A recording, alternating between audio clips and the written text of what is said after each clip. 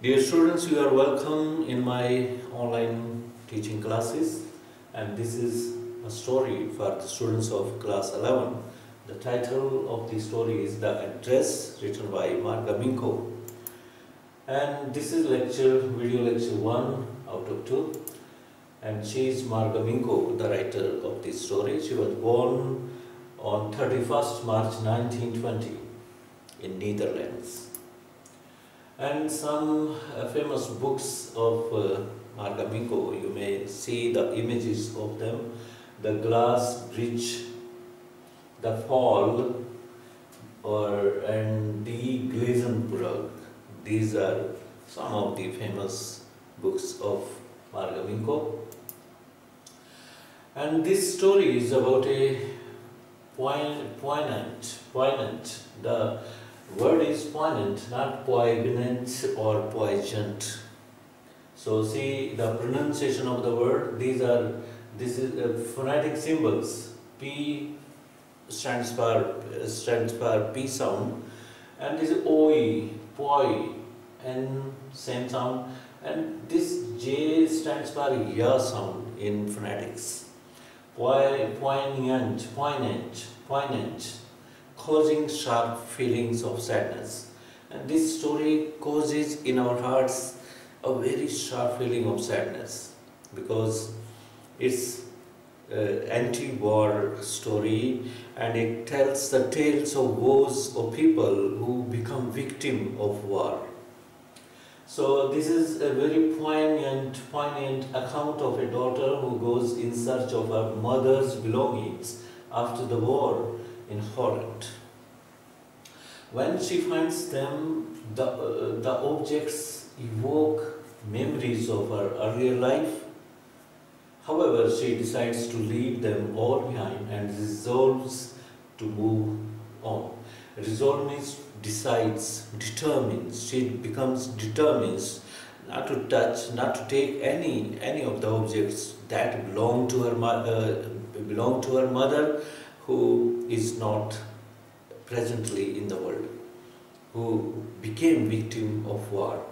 So she gives an account of her experiences, or she went in search of her mother's belongings after the war. Then when war was over in Holland, after so many years, then suddenly she feels that she should see her mother's belongings and touch them. But when she goes there and she finds her mother's belongings, she feels sad. The memory attached to those objects comes in her mind, and that makes her more sadder than before. Therefore, she decides not to take any objects along with her. Then she comes back. And the whole story is a reflection of her past memories, when her mother used to tell her about Mrs. Dorling, with whom she had some acquaintance, and she handed over all the costly things, precious things to her, in the hope that afterwards she would get them back. But that does not happen. We will come to know about all these events in the story. Detailed summary of the lesson with relevant pieces of text. We have taken the pieces of text also, and the text has been made simplified, you may say. That is simplified for the help of the student, so that they may understand it easily. And sometimes I have taken the pieces of text also to make the effect of the text, so that the story remains intact, its influence remains intact in the story. So this is a detailed summary. Every event has been covered in. As the lesson opens, we find the narrator standing in front of the door of the house. Narrator is the girl whose mother had died in war, right? And her mother had given the costly things to her acquaintance, Mr. Dorling. As the lesson opens, we find the narrator standing in front of the door of the house that belonged to Mrs. Dorling, whom the narrator's mother had given some important articles of the house before war. So, narrator's mother had given some important things to Mrs. Dorling before war in the hope that she would return them. Now the narrator wanted to meet the woman in that house. So now at present she is standing at Mrs. Dorling's house in front of the door, and she has rung up the doorbell, and then a woman appears. After some time, a woman opened the door, but the narrator didn't recognize her, as several years had passed since her mother had left the place along with her. And the narrator could not recognize that woman who opened the door, because several years had passed since she had one glimpse of that woman uh, in a nice way. However, she asked the woman if she still knew her. Although the narrator didn't recognize the woman, but to testify her, or she asks her if she knew her. The woman at the door had not opened it. It stands for door. It completely. The door was not opened completely by the woman. She was just peeping out of the door. She looked at the narrator as if trying to remember her. When she saw the narrator, she started recognizing her, as if she was trying to recognize her, right? And the narrator came closer and stood at the step of the door. Now the narrator came closer, and she stood at the first step or second step of the door of that house. After some time, the woman said, "No, I don't know you. I am Mrs. S.'s daughter." She refused to recognize her, although she recognized. And she said, "No, I don't recognize you. I don't know you. I am Mrs. S.'s daughter." She said that. She had placed her hand at the door as if she wanted to prevent the narrator from entering. She was putting her hand on the door like that so that she could not enter the house. So she wanted to prevent the narrator's entering the house. She kept staring at the narrator and her face exhibited no sign of recognition.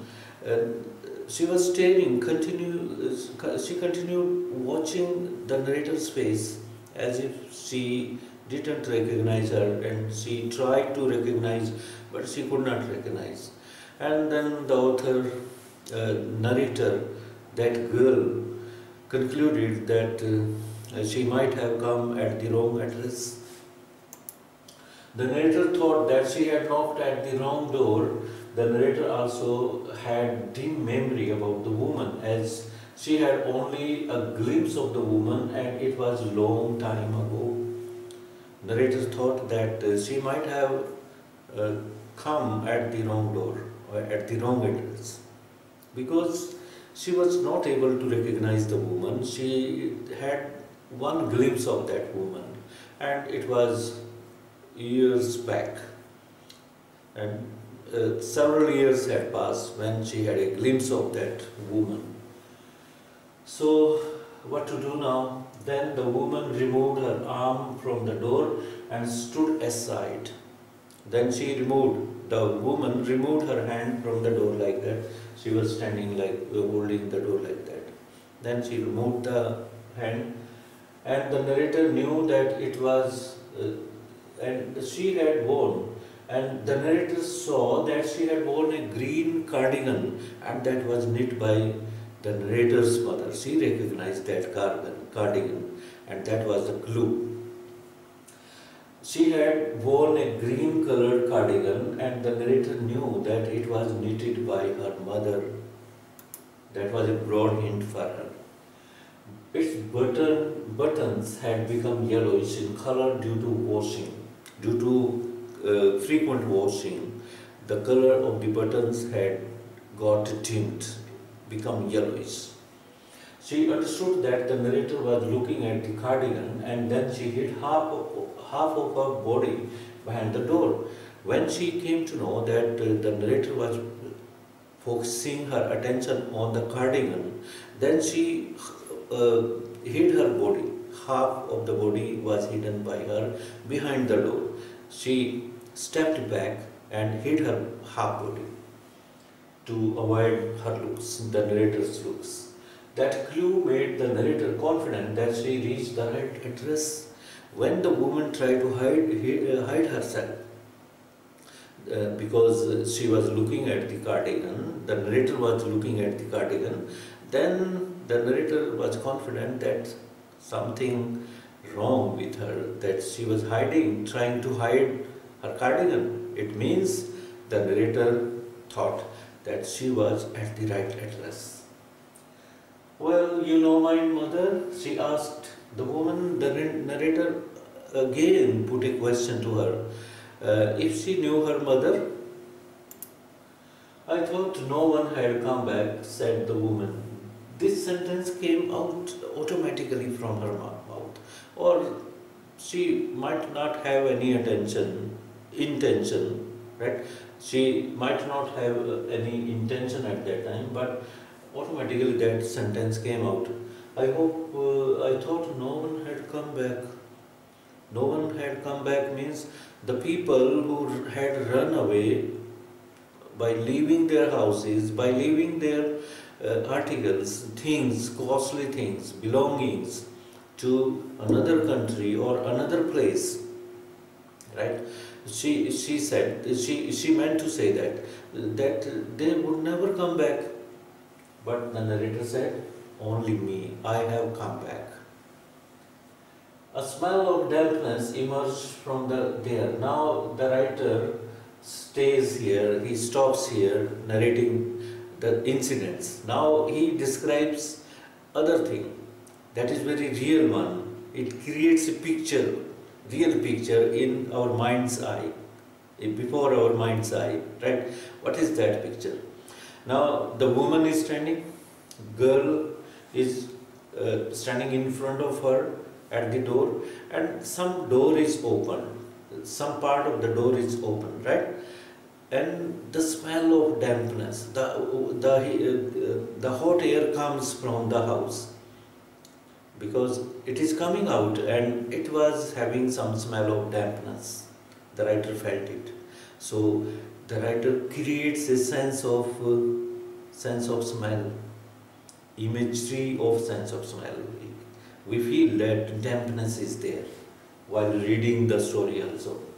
A smell of dampness emerged means came out from the door, from the house. She also regretted that she was unable to do anything for her at that time. The woman also said, sorry, I cannot do anything for you. I cannot help you at this time. I have come here especially on the train. I wanted to talk to you for a moment, the narrator said. When the woman refused to meet her, to talk to her at that time, then the narrator told her that she had come specially to meet her for a few seconds, for a few minutes, and she had covered a long distance by train. And then what did she say? It's not convenient for me now, said the woman. I can see you another time. She made another excuse that this time is not convenient for me. This time is meant for my rest. So it's lunch time. She made some excuse. She made this basis for refusing her. She said, it's not convenient time for me. You may come another time. Then I will talk to you. I can see you another time. Please come another time. She shook her head while refusing the narrator and closed the door very cautiously to avoid the narrator's entry or entry of anyone in the house. She closed the door cautiously and went back. went in. The narrator stood where she was on the door. Now see the condition of the narrator. She had come at the right address. She wanted to get her things of her mother, and that woman refused to recognize her. And in the beginning, she refused. Then she told her that it was not convenient time for her to meet her, and she closed the door. The narrator is standing, and what to do now?